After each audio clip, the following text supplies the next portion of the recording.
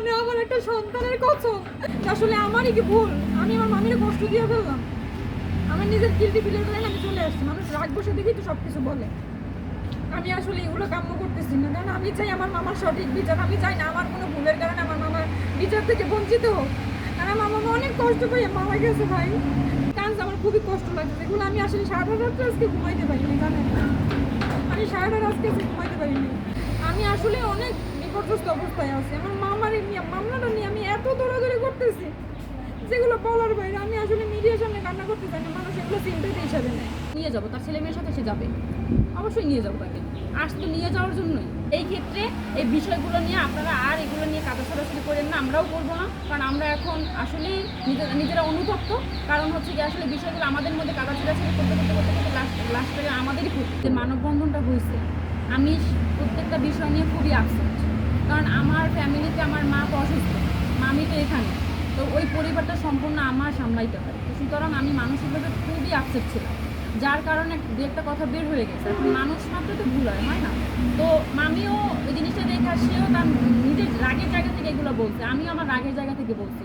তো পরিবারের সাথে তো পরিবারেরই একটা ঝামেলা হয়। যেমন আপনারা ফ্যামিলিতে থাকেন, আপনারা দেখেন না যে প্রত্যেকটা ফ্যামিলিতেও ঝামেলা থাকে বা একটু সমস্যা থাকে, আবার সেটা মিট হয়ে যায় না। তো এটাই হচ্ছে বিষয়। এখন আমরা চাচ্ছি আমার মামার বিচার, আমার মামার বিচার। আপনারা প্রত্যেকে দেখছেন যে মানুষটাকে কীভাবে নির্মমভাবে হত্যা করা হচ্ছে, এবং আপনারা এই জিনিসটার উপরেই ফোকাস দেন। জনগণ আপনারা চাইলে এমন কিছু নাই পারেন না। তো আপনারা আমাদের সাথে থাকুন যেন আমরা সঠিক বিচারের আওতাধীন করতে পারি প্রত্যেকটা আসামিকে, প্রত্যেকটা অপরাধীকে।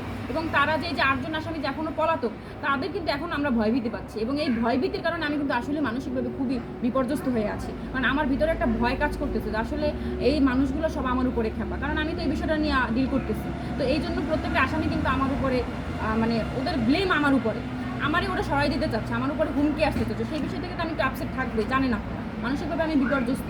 তো সে আমাদের মধ্যে কোনো অভিমান ছিল না, কোনোদিনও ছিল না, কোনোদিনও আমাদের মধ্যে অভিমান ছিল না।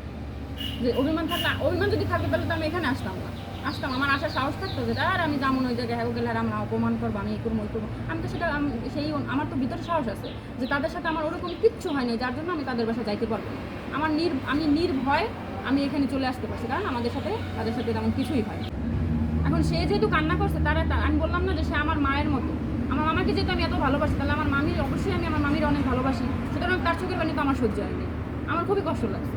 আর আমার মামা তো মারা গেছে খুব নির্মমভাবে। আমি তো চাই না এই মহিলাটা কষ্ট করে, সেটা কোনোদিনও চাই না। কারণ আমি আসলে আমার নিজের মানসিক অবস্থা খুবই খারাপ, খুবই খারাপ। কারণ আমি মামিকে খুবই ভালোবাসি। কারণ আমার রাগ হয়েছে যে মামি কেন আমার কথায় গেল। কারণ আমি এখন আমার মামা নাই, আমার মামি হচ্ছে কি আমার সব। তার অ্যাবসেন্সটা আমি আসলে মানতে পারি। আসলে এগুলো কাম্য করি নেই, এগুলো একটু কাম্য করি নি। মানে এই মানুষটা আসলে বিশ্বাস করবে কিনা জানি না। আর মানুষ সিম্প্যাথি হিসেবে আপনারা নিয়েন না। আমি এই জন্য আমি নিজেরই স্ট্রং রাখি, কারণ আমার ফ্যামিলিতে একমাত্র আমি স্ট্রং একটা মেয়ে। এই মামলাটা আমি এই পর্যন্ত শেষ প্রান্তে এসে দাঁড়াইছি। আমি অনেক কষ্ট করি, না খাই না এই করি না, আমার পুরো শরীরটা শুকিয়ে গেছে। মানে আমি নিজে বিশেষ দেবো, আমার পড়াশোনা সামলাইতে হয়, আমার এই বিষয়টা সামলাইতে হয়, আমার এই ভাই বোনদেরও সামলাইতে হয়। এবং দেখেছি মামিরও কান্না, মামিরও তো কষ্ট থেকে কান্না আসছে না।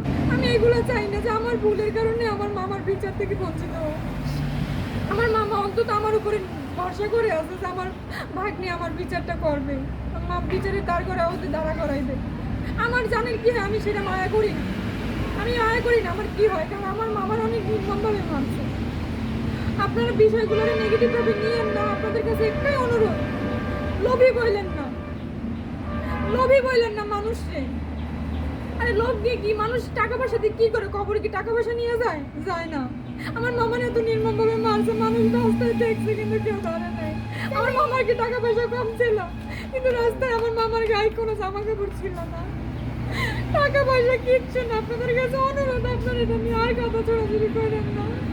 আমার মামার বিচারটা হইতে দেন আপনারা, আমার মামার সঠিক বিচারটা একটু হইতে দেন আপনারা। অনেক কষ্ট করে এই পর্যন্ত আসছি আমি আমার মামারে আমি অনেক ভালোবাসি। আমার মামার সাথে লাগছে একটা কথা আমি বলতে পারি না, এই কষ্ট আমার বুকটা ফাইটে যায়। আপনারা লোভী বলুন না প্লিজ। আপনারা যেটা জানেন না, যেটা দেখেন না, অফ ক্যামেরার পিছনে যেটা দেখেন, এটা নিয়ে আপনারা মন্তব্য করেন না। আমার চেহারা দেখে বুঝতে পারতেছেন আমি সারা রাত্রে ঘুমাইতে পারি না। এই মানুষটারও আমি অনেক ভালোবাসি। আমার নিজের গিল্টি ফিল হয়েছে যে আমি কেন এই মানুষটারে নিয়ে কথা বললাম, কেন আমার একটু বোধ দিল না আমার, আমি কেন এই মানুষটারে নিয়ে কথা বললে মানুষটার আমি কান্না করাইলাম।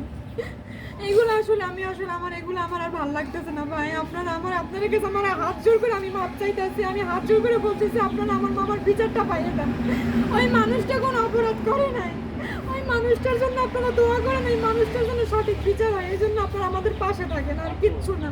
আমি চাই না আমার ভুলের কারণে আমার এই মামার মামলাটা দিয়া আসামিরা পার পেয়ে যাক, আমি সেটা একদমই চাই না। তাতে যদি আমার সারা বাংলাদেশের মানুষের কাছে হাত জোর করে ক্ষমা চাইতে আমি তাও চাইতে রাজি আছি, আমার কোনো আপত্তি নেই তার জন্য। আমি একটা কথাই বলবো, আপনারা প্লিজ এই বিষয়টারে আপনারা পজিটিভ হিসেবে দেখেন।